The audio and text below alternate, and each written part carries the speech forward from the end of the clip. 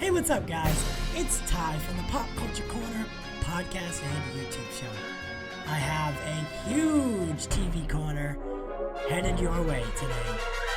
Our absolute favorite Lucifer, our absolute favorite Lost character, our absolute favorite Dexter character. Not really, but for today he is. Mark Pellegrino is joining the Culture Corner today, and what an interview it was. I can't say enough good things about Mark. He's such a tremendous guy.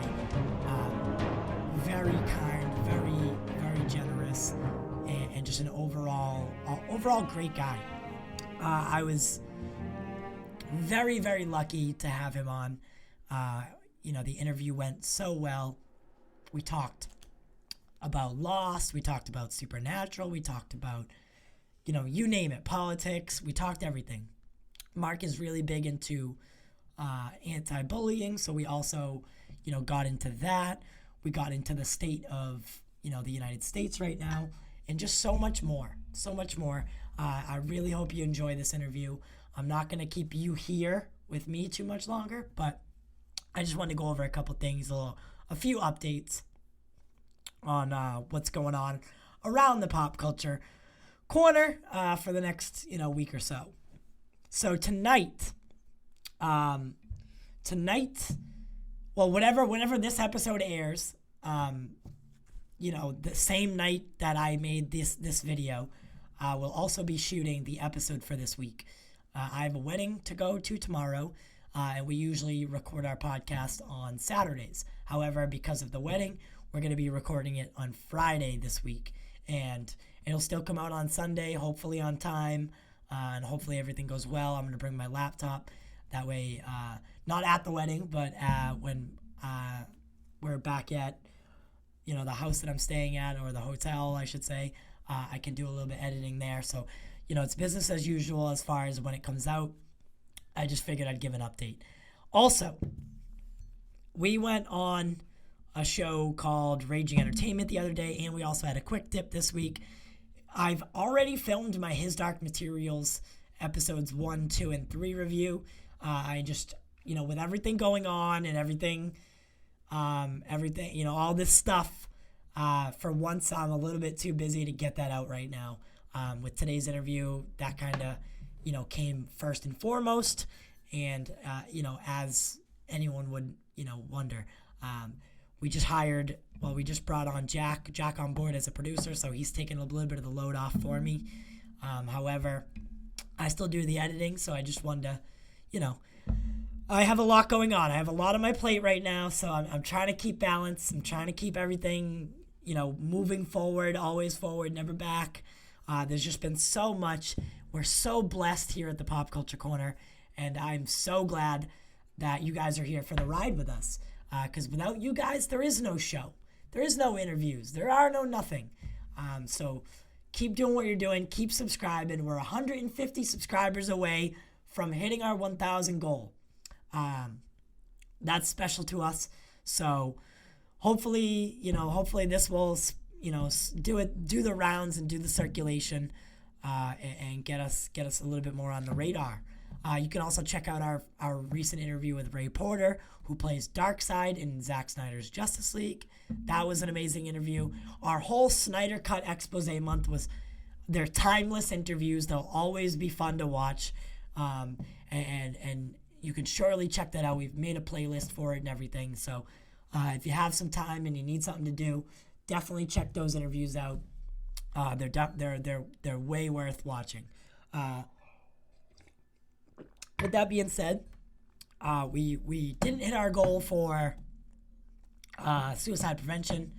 However, that's okay. We'll donate the money that was earned. That was accumulated, and that'll go to suicide prevention. But this month, actually for the next couple months, we are starting a campaign for breast cancer for my mother. My mother has breast cancer, stage 4. And we want to be able to help out with some of the medical bills. So I'm going to be setting up another donation link, and it'll go right to her, helping her, she's battling right now. She's struggling, but she's got her head held high, and she's fighting the fight. Cancer sucks, and no one should ever have to deal with it, but it is a part of life. So we're gonna just do our best. She's gonna do her best, and I hope you guys can help out. She's not even 50 yet, and she's already had stage 4 breast cancer, and the doctors aren't giving her good percentages. However, we're not taking those percentages as reality, and we're gonna fight to the last minute. So if you think you can help, and you can donate $1, $2, $5, $10, whatever it is, the link will be in the description today in this video, and I would really appreciate it. From the bottom of my heart, I would appreciate it, because that's my mother. She doesn't know we're doing this, so it'll be a surprise, and I'll definitely, film the reaction and let you guys know how that goes, and, we want you to be a part of it. I love that lady to death. She's been there every step of the way for me, always supported me, and even in my worst days, she's always been there. So if you can help out and donate, please do. If you can't donate, please share the link. That's free. And this is going to an actual person, not just a charity, not just breast cancer in general. They get tons of money per year. This is going to an actual breast cancer patient. So if you can help us out, please do. I really appreciate it, and I know she will too. And we'll get her on here to thank everyone once we've concluded the donation link. With that being said, guys, Supernatural has held such a solid part of my life for as long as I can remember now. 15 years of watching this show, never missing it live, and overall the themes of the show will live on forever. The finale was a little bit divisive, I should say, among fans, but that's okay. No one's gonna love every single thing that happens.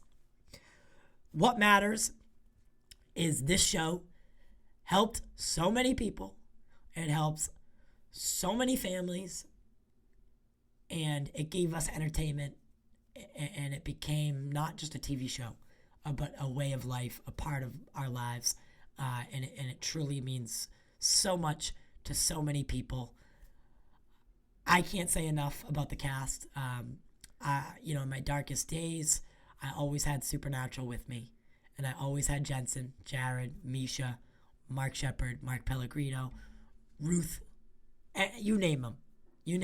Kim Rhodes, Jim Beaver. The cast is so tremendously built with generous and kind people that it's a show that will never be able to be remade or rebooted. Jensen and Jared are Sam and Dean, and they will always be Sam and Dean. Let's get Mark in here, and let's do this. Let's do this interview. I really hope you guys enjoy it. If you can, donate, like I said. Make sure you like and subscribe to the channel. That way you can support us and quitting our jobs and doing this full time. But like this video, comment what your favorite Supernatural moment or Lucifer moment is, and let us know what your thoughts about the interview were, and ring that bell so you don't miss any new uploads. We do it for you. We do it for the culture. All right, welcome back, guys. I am joined today by one of my favorite people on the planet Earth. Played Lucifer in Supernatural, Jacob in Lost, Paul in Dexter. The list goes on and on. Mark, how you doing today? I'm doing good, man. How are you? It's been stressful today. I had a couple clients that I had to meet this morning, but you're more important to me than they are. So I maybe spent a little bit less time than I should have with them. Okay. Yeah. Well, did you tell them that you were leaving them for something more important? I did. And one of them was actually like, "Hey, can I come?" And I was like, no, you can't. She's a huge fan of yours. And I have, since we set this up, you and I have found more people have crowded my inbox, like trying to get questions asked by you. So you have quite the fan base.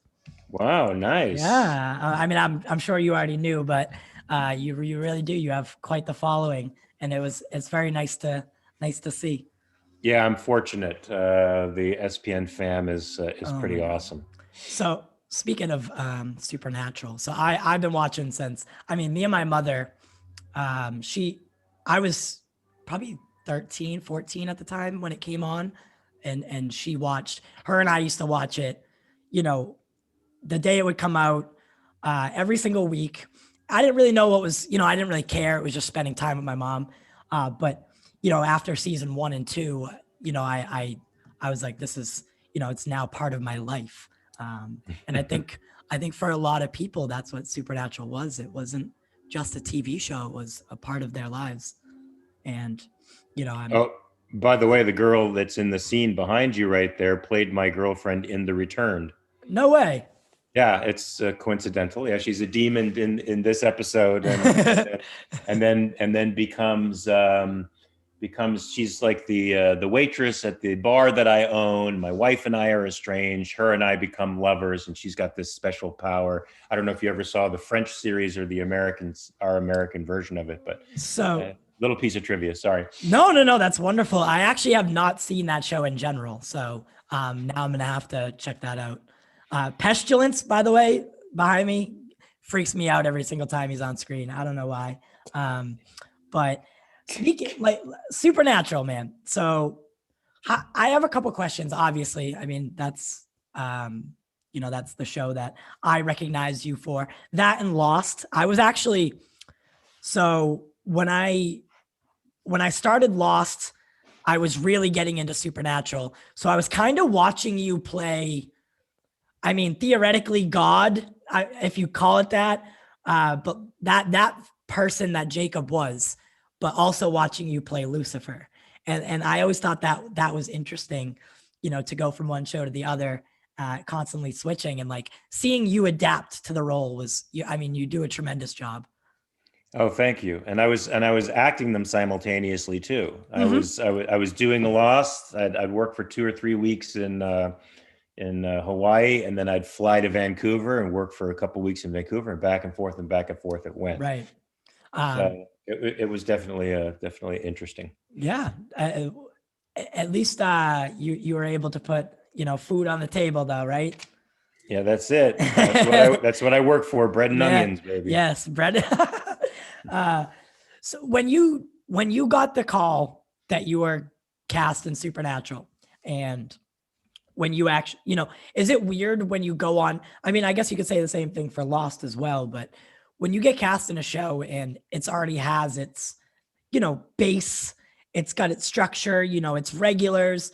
Is it like a little intimidating to go in and be the new guy, but also be such a high caliber, character?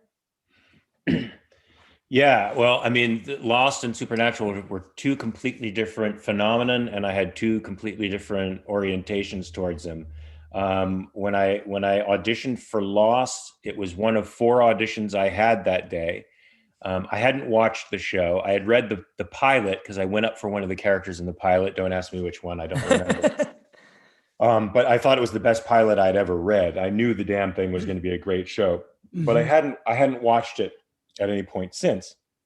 So when it came time to do the audition, I had to have 7 pages of dialogue memorized, or at least worked out. And because it fell in this crowded schedule, I actually said, I can't go to this. There's no way I'm going to devote the time to being able to bring what this piece needs to it. And my wife said, "You're crazy. This is the biggest show on television. Get your ass in there and do it." And I said, "No, you don't understand. I don't want to make a bad impression on somebody. Then it's going to be impossible to undo that later on." She's like, Right. "Get your ass in there." Right. But somehow I managed to squeeze it in there, and 3 weeks later, I got the part. Now, when I read the sides, it was different character names. slightly different scene than the one you see on the beach where me and the man in black first meet each other. Right. And so I was like, when she asked me what character it was, I said, I don't know, some guy named Jason. I don't think it's going to go anywhere. So it went somewhere, and she's like, I have a feeling that you are going to be playing this character called Jacob. I just have this feeling. See, my wife is that way. She figures out, everything. Right. That's what you get when you marry somebody with 150 IQ. I put her in Oh. front. She's the smart one. Yeah, she's the She's the brains of the operation. The brains, yeah. So I went. I didn't even know the name of the character or anything. Getting on the plane, flying to Hawaii, I land. I walk onto the set. The first person I meet is Michael Emerson, and he goes, "Oh, so you're our new Jacob." And that's when I discovered that my wife. That's when it clicked. That's when it clicked. Now there I was a bit intimidated because that show had, about 5 years behind it, had a massive following. It was making television history. All the actors were award-winning folks who were a lot of a deep bench of folks. And so I was slightly intimidated, and probably would have been more so had I watched the series, but I decided not to. I know. I can't believe that. Well, I think in this case, it was because the show wouldn't have informed me. It wouldn't have helped me necessarily figure out what was going on. So I just sort of worked my way through it after that. Now, Supernatural was an entirely different story. I hadn't watched Supernatural either, but I got a call from Jeremy Carver, the executive producer, who said, "How would you like to play the role of Lucifer?" And I just said, "You mean I don't have to audition? You just want me to play the role of the devil, the role that so many other great actors have made iconic? This is like the Hamlet of roles." Right. Sure, I'll do that. Why not? And so I just accepted it. And I thought it was just going to be the season 5 finale. I thought I had like 6 or 7 episodes, and that was going to be the end of my run. Right. So that turned out to be quite a fruitful job, and I ended up watching all of the entire show, and I still haven't seen all of the episodes of Lost. Wow, so for me personally, Supernatural, it'll always be my number one, and I have my personal reasons.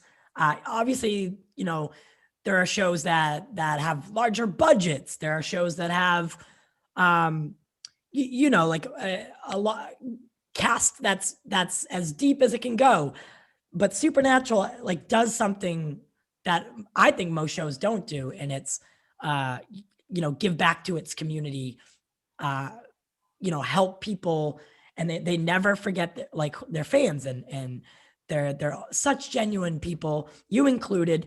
I'm assuming I've met Jensen once at a convention, but I mean, are they as great as they seem? No, they're exactly the opposite. No, I'm just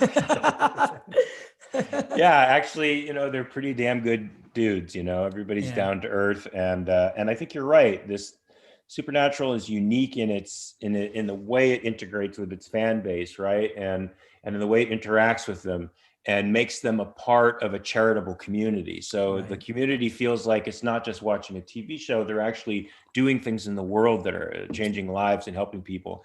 And whether it's, Misha's random act stuff, or even my proselytizing and bringing philosophy and reason to the world, and my charities as well, and anti-bullying campaigns and all that stuff, we're all trying to make the world a better place in our own way. And I think despite our differences, that makes the cast sort of gel together in a really cool way.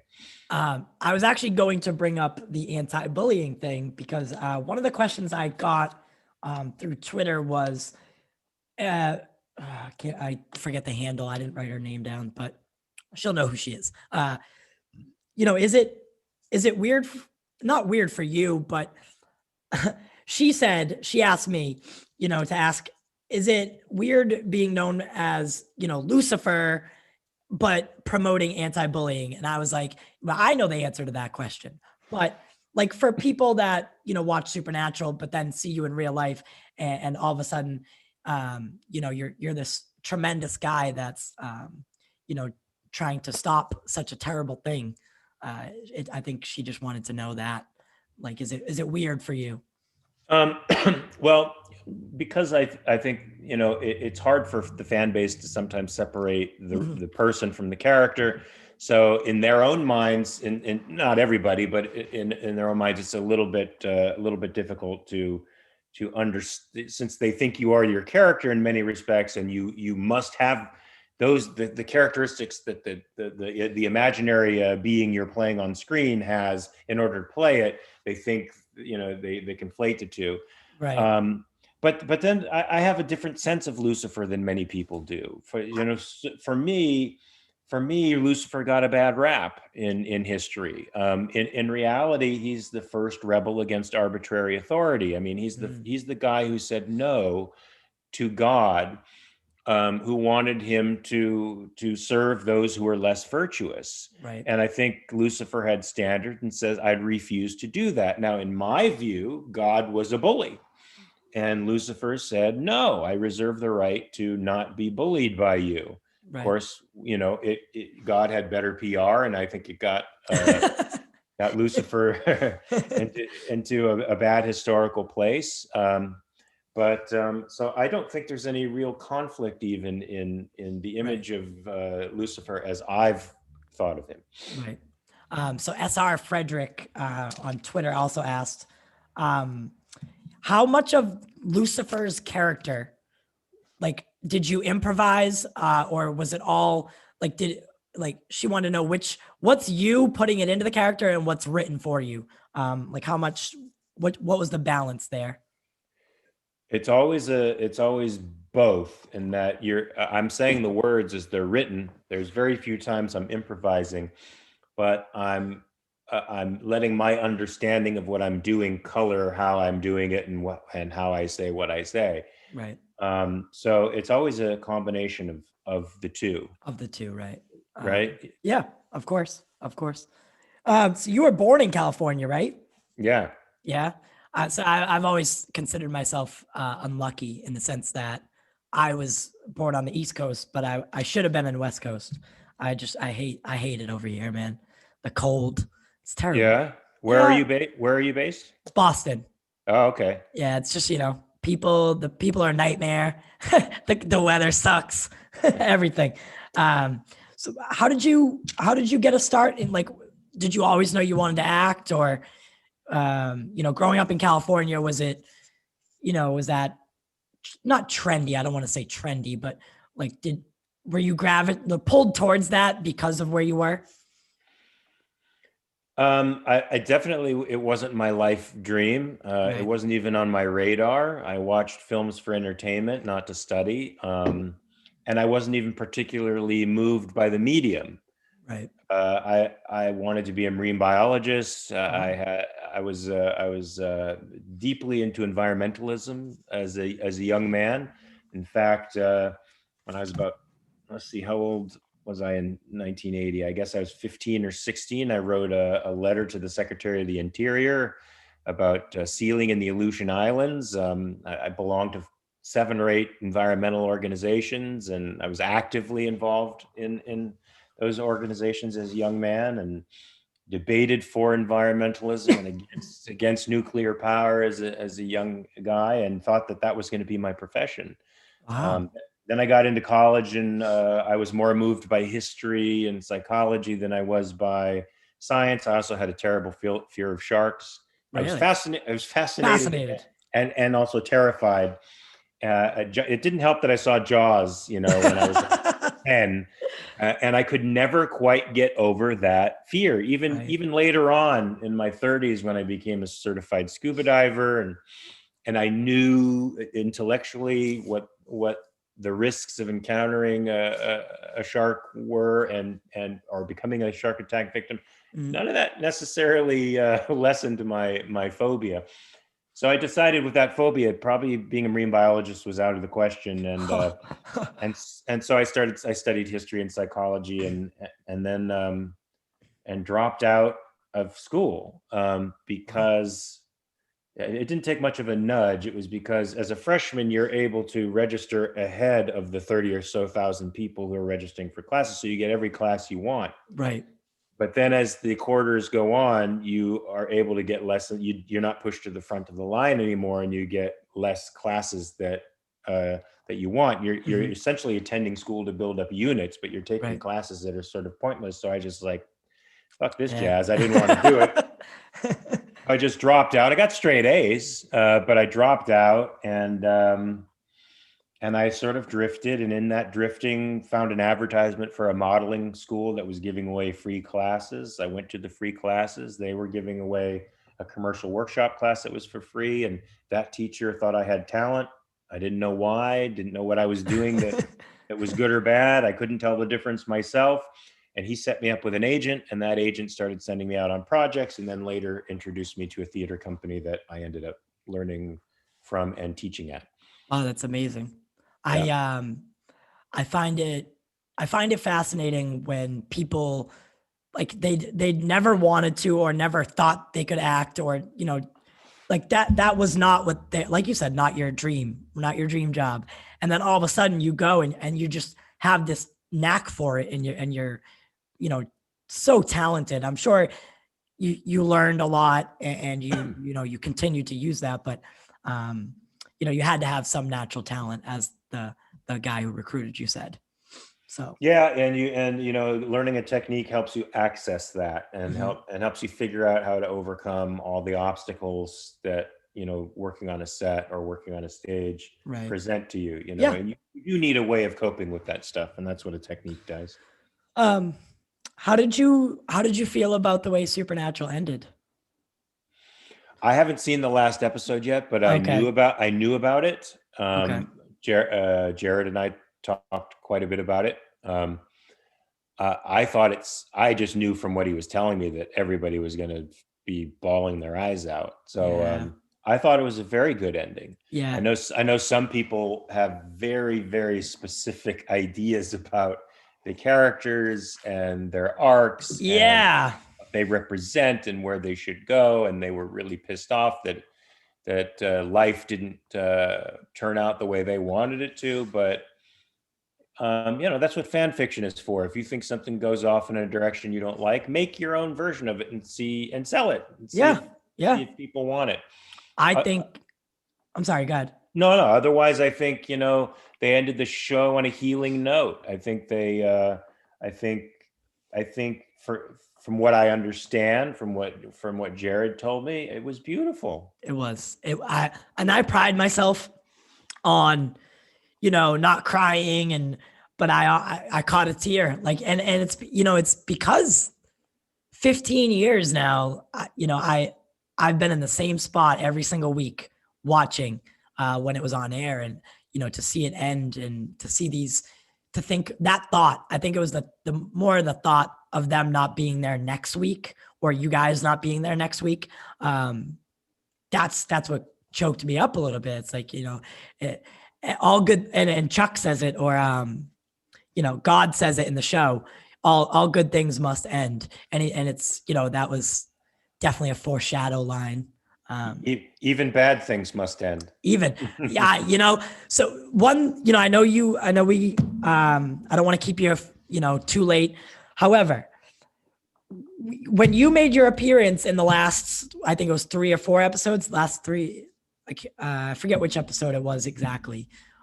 Was that originally supposed to be different before COVID? Like the way that interaction went down? Yeah. Originally, you mean the way they scripted it?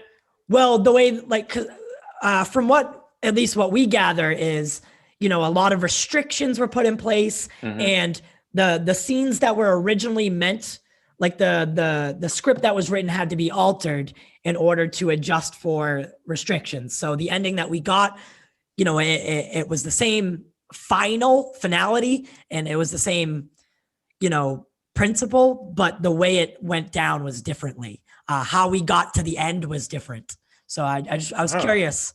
I was curious as That could be. I don't know if the end would have been different had there not been a COVID. I know that episode 19 I was slotted to do that March, and I had already I was what was supposed to happen was I was supposed to be living in another state Hmm. doing another show, and I was going to fly back to like I usually do with Supernatural. I was going to take a few days, fly to do my episode 19, and then fly back and keep working on the show that I Right. was hired to do. But then everything got shut down and they pushed it. And so definitely the way when they restarted, all of the mechanics of filmmaking were very, very different. Right. I had to go to Vancouver in quarantine for 2 weeks, and it was a Ugh. very strict quarantine. Hmm. And then I got tested 2 days before or a day before work, and then tested every day that I was at work. And then they Hmm. had very specific rules for who could be on the set and who couldn't. So it wasn't the usual chaos of a set. It was very subdued, and everybody who was on the set had to wear masks. Yeah. So in that respect, it was weird, but it was nice. And I was a little paranoid, to be honest with you, because I hadn't been around a group of people in any space since March. So Right. Right. Right. the I, idea of being the first to return to work really didn't make me feel that comfortable, but they really handled it well. yeah. I was just on the set of Don't Look Up. It's a new Netflix movie with Leonardo DiCaprio and Jennifer Lawrence, Jonah Hill, and you could Rank, tell rank, rank amateurs. very. I don't even know who they are. I got them from the list. I don't. Hopefully one day I get to. um, but you could just tell that they were uncomfortable because they get carted out. They're like shielded by umbrellas and these big face masks and stuff, and they want to look and say hello to people, but they're forced into like this little corridor, like makeshift corridor that they have to walk down because there's only one way in and one way out. It was definitely, just by seeing that, like I don't envy you, but I respect you for delivering, great quality and showing up to be there for that finale. Oh, the Well, I mean, final season. what's so bad about that is all those actors are so tremendous, and acting is eminently social. You not just behind the scenes. Some actors. I remember watching Danny Aiello work. I think he was a tremendous actor, and he told stories and talked, and I got the sense that was his way of keeping loose and free. And I can't imagine how it would be for somebody like him in these circumstances where you're surgically separated from other Oh, people. it's And terrible. somebody like Jennifer Lawrence and Jonah Hill and Leonardo, they're so present and so in the moment. And they're so human when they work. It's got to be like, I don't know. It's sort of like acting with a condom on Oh all the my time, God. That's right? literally the best analogy that I've ever heard. Yes. Yeah, but like Yes. old style condom, not like the new stuff, the old stuff that they used to wear back in the Middle Ages. Oh, it's terrible. I love it. Oh man. But yeah, no, you could just see the that they were very uncomfortable, and it's almost like being stiff and it's because at least from what I could see, um they're they're they're very, like you said, they're very outgoing, and acting is social, and they want to like they want to say hello, they want to sign autographs, but that then you get too close to people, then you risk the whole Hmm. production, you Hmm. risk and this is definitely going to change the way things go on far after it's over. Well, I mean, they're coming up with a vaccine, so let's hope that brings us back to relative normal. I mean, what scares me more than anything is not so much that a disease came on the scene and changed the way we do business. In some respects, that's been very good. Right. I feel it's the government hysterical reaction that Yes. has been. It's not just that it's been damaging, and even more damaging than probably letting people be free. Hmm. It's that once it's established the power to tell you what to do in a certain area, Yep. it very reluctantly Takes that back. power, takes that back. It usually, once it's expanded, it stays in that world somewhere. And the idea of them telling us who we can have over for Thanksgiving, how many people can be in our homes, whether we can be outside or inside, is, remember, it started as we need 2 weeks to flatten the curve. And now we're telling you who you can have over and who you can't, whether you should be wearing a mask outside, even if nobody's within 20 miles of you. Right. I mean, It's frightening. It is. And you know what? At first, I'll be honest, I was like, just wear the masks, whatever. But as far, as it progressed and got, and like you said, then they were saying, all right, you can't go see your grandmother or grandparents, or you can't go to this person's house for Thanksgiving. Then, it started clocking up on my radars, like you said, the thirst for power, and like to be able to tell you what you can and can't do. It's very alarming. And I think more people need to at least be aware of what's going on and to not give over your freedoms, because once you've given them, like you said, you're not getting them back, or not without. Yeah. Once you've allowed the precedent to be set, once the precedent's there, it just matters who's in power and how efficiently they can exercise that power, to how far that's going to be scaled. So Right. Look, I mean, the thing that made America exceptional, I think, was, you always hear conservatives say American exceptionalism. And I think they always focus on the wrong things. The jingoistic nonsense. What's really American exceptionalism is our inherent aversion to arbitrary authority. And the idea that we jealously guard our freedoms. Well, you know what? The rest of the world can look down at that all they want. But, Right. We produced the Declaration of Independence. You produced fascism. Yes. And murderous communism. So I think there's something to this idea that guarding your liberty should be something you should be jealous about. And because we know how easily it's lost. Yeah, man. And I could go on for hours and hours and hours about it. It's truly scary. And this whole thing is scary. And I don't, I'm taking it day by day, and you see I can't even watch the news anymore. It's just, it's terrible. I don't know how you feel about it. I mean, I know what you just said and stuff, but I just don't know how to feel anymore. I don't know what I can and can't do. And that scares me. I think they like the unpredictability, because keeping you uncertain is where that little space where they can expand their power. Yeah, I don't like watching the news either. I don't trust any of it. No, I don't trust any of the establishment news. So I look for my news from individuals who I know to have integrity, who I know are not partisan in any respect, actually value the truth. And those are the people, there's like 5 of them that I go to for news. Yeah. So, I mean, when this is all over, do you think that we'll ever actually go back to what we consider normal? Because I've been saying no, and I don't think there will ever be that normal. I don't think that's ever going to come back. I think the paranoia and the hysteria will have lasting effects on us emotionally, for sure. We're each going to individually have to learn how to exercise that fear from us, because the media spent a long time making us feel anxious about everything. That's a cultural phenomenon. It's rising with other things that make it more difficult to recover from that. As far as politically speaking, I genuinely don't see the elastic band popping back into any form that it used to. The good thing is, I think there's a contingent of the population who sees how ineffectual and grasping and narcissistic the political class really is. And that's forcing them to check their premises.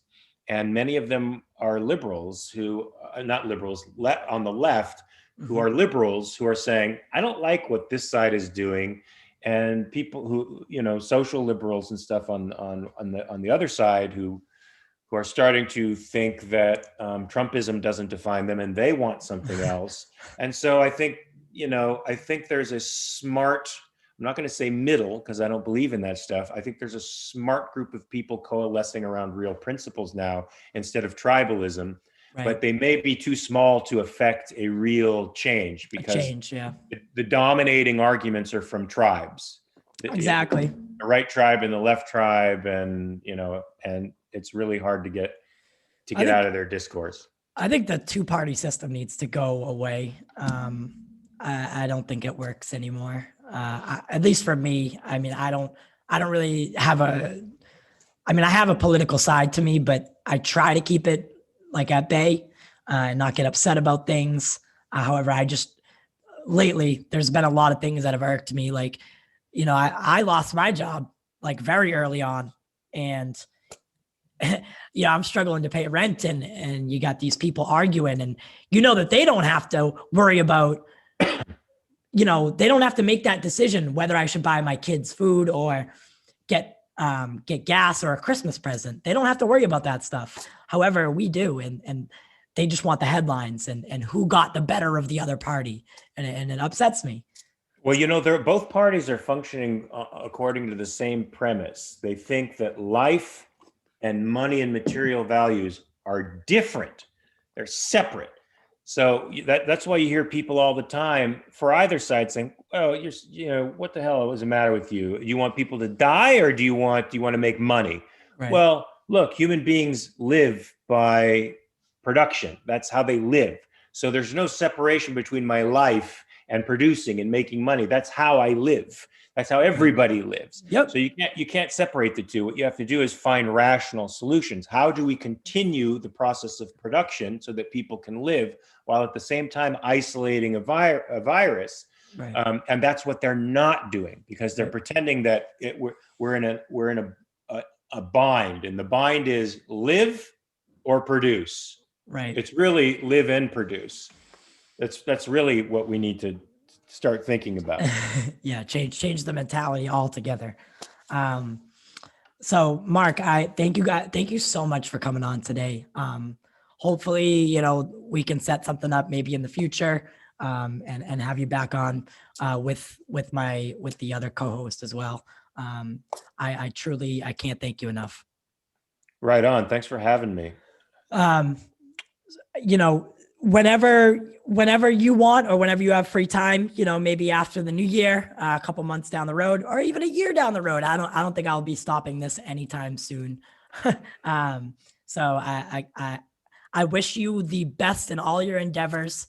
And I can't wait to see what you have in the future coming for us. All right, man. Thank you so much. Welcome back. Truly amazing. Such an amazing interview, guys. I'm glad to have you back on TY's TV Corner. I hope you enjoyed our Mark Pellegrino interview. Lucifer from Supernatural, Jacob from Lost. The list goes on, like I said before. Just truly an amazing guy. And, the Pop Culture Corner extends our deepest thank yous for joining us today. We couldn't ask for better guests throughout, our time doing the show. With that, we've been so lucky. I can't say it enough. We've been so lucky with the types of people that have come on, and the natural and friendly and welcome with open arms around the industry. So that with that being said, thank you guys. Thank you to everybody. Truly, thank you. Every single person that's come on, has talked to us, interviewed, etc.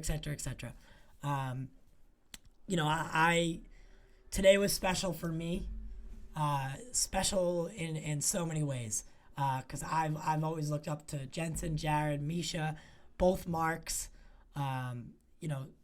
They've been with me for as long as I can remember. Like I said in the intro, and to Mark himself, I words don't express how I feel right now. I'm still a starstruck, I guess, but he made it so much easier to talk and feel like myself because he's such a naturally a good guy, and I am so over the top right now. I'm not gonna make this last forever, but like I said in the intro, if you can donate, please donate. Remember to like and comment on this video and share it amongst the Twitterverse, the Facebookverse, Instagramverse. Please share it. Let's get it to the all ends of the internet, and let's get the subscriber count to where we want. If you're new to the channel, hit that subscribe button and ring that notification bell so you don't miss any new uploads from the Pop Culture Corner or any of the affiliate shows that are presented by it. We're so happy that we get to be a part of this growing brand, and we're so happy that we've taken Jack in. He's doing an amazing job. I can't say that enough. I can't stress the fact he took so much work off my shoulders, and he's an amazing person. You can follow all of our Twitters, all of our personal Twitters.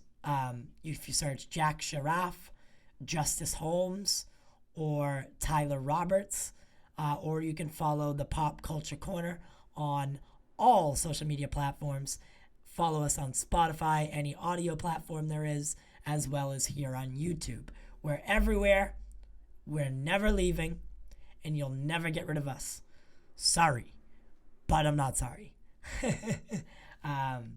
I truly am humbled right now, and I just want to say thank you to everybody. So I think next week for the corner, the TY's TV corner, we're just gonna go back to normal, and we'll be talking His Dark Materials. I will air the His Dark Materials episodes 1, 2, and 3 review before Monday, before episode 4 comes out, and then we'll kind of play catch up and do episode 4 together and review that, and then we'll be all caught up and with the series. I know it's been kind of a scramble, but with everything going on, I hope you can understand, and I hope you can forgive me. I'm trying to play catch up, and get everything handled in a timely and efficient manner. However, it's actually a lot more work than people think. So just bear with me. I'll get that out. And please tune in to the Pop Culture Corner podcast and YouTube show this Sunday at 5. Me and Justice are back at it, doing our normal thing, talking and bringing you news, updates, casting rumors, casting updates, movie news, anime news, video game news, anything you can think of, we're talking it, and we'll be talking it this Sunday. So please join us then on whatever platform you prefer. If you like to see our ugly faces, or if you just like to hear our ugly voices, whichever one you like, join us there. But make sure that you're supporting the show and following and subscribing and liking. Those go so much further than you think. And it goes towards our overall goal of quitting our jobs and doing this full time. So thank you guys so much for joining me today. I had a blast. I hope you did too. And I'll see you next time. Do it for you, and we do it for the culture.